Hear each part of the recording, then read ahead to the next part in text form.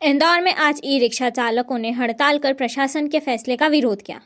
दरअसल प्रशासन ने ई रिक्शा संचालन के लिए पूरे इंदौर शहर को 7 जोन में बांटते हुए रूट तय किए हैं।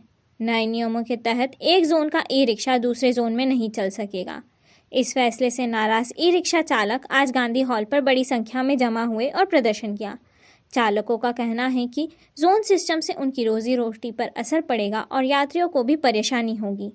प्रदर्शनकारी चालकों ने प्रशासन से रूट व्यवस्था पर पुनर्विचार करने की मांग की है। मेरा नाम सपना बैरागी है, मेरी रिक्शा कालाई नगर से है।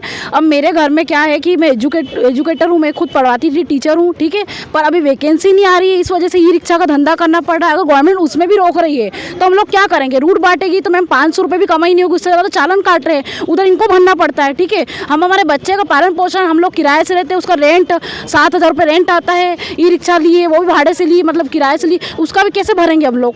क्या करेंगे हम लोग?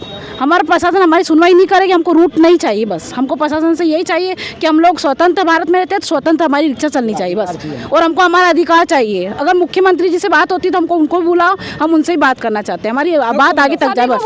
हमको रूट चाहिए ही नहीं, हमको रूट नहीं चाहिए बस। हम स्वतंत्र भारत में रहते हैं, हमको स्वतंत्र ही रहना है, हमारी स्वतंत्र रिक्शा चलनी चाहिए। और हमारी ई रिक्शा से कोई कहीं भी ट्रैफिक जाम नहीं हो रहा है, क्योंकि जो गवर्नमेंट की गाड़ी चल रही है, जितनी भी गवर्नमेंट की, उनसे भी होता है। बड़ी बड़ी गाड़ी चल रही है, ठीक है, उनसे सिटी बस है, वो जरा सिटी बस कहीं भी रुक के सवारी के पीछे भी 1-2 सवारी के पीछे कहीं भी रोक लेती, उसके पीछे लाइन लग जाती है ट्रैफिक की। वो ट्रैफिक नहीं दिख रहा है कहीं भी, वो ट्रैफिक कहीं भी नहीं दिख रहा है, ठीक है। दूसरी सीएनजी वाले कहीं भी रुक जाते हैं, हम लोग खड़े होते हैं, हमारे पीछे सवारी के पीछे वो लोग खड़े हो जाते हैं, वो लोग सवारी रोक रहे हैं, ठीक है। तो इससे ट्रैफिक नहीं हो रहा है।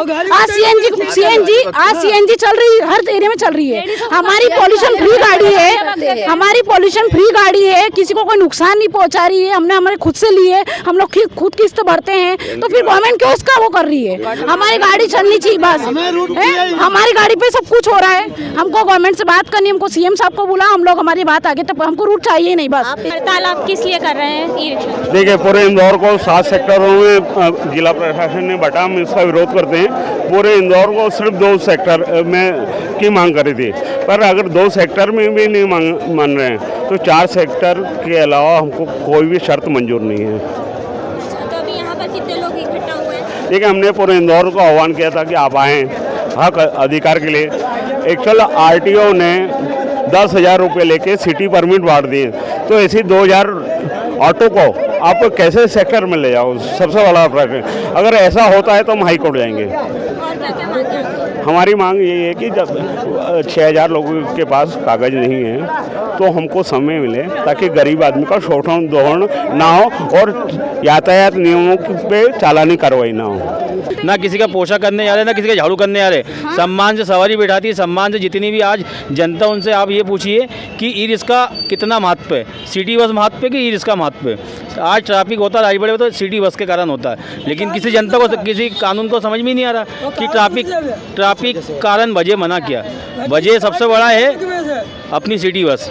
आज ई रिक्शा है तो 4 सवारी 3 सवारी लेके भी चल देती है। सिटी बस 25 से 30 सवारी बैठाती है, उसमें सवारी को बहुत तकलीफ होती है और ओवरलोड भर के लेके जाती है। आज जितने महिला, कितने बुजुर्ग जो रिटायरमेंट ले रखा घर से, जितने पीड़ित है, जो घर से बिल्कुल हारे हुए इंसान है, वो रिक्शा चला रहे हैं। तो उनके लिए सबसे बड़ी बात है सरकार का जो निकाला सुविधा, तो आप उनको लाभ उठान दो, ना तो आप उसमें चालान कार्रवाई करो, ना उनको रूट चाहिए।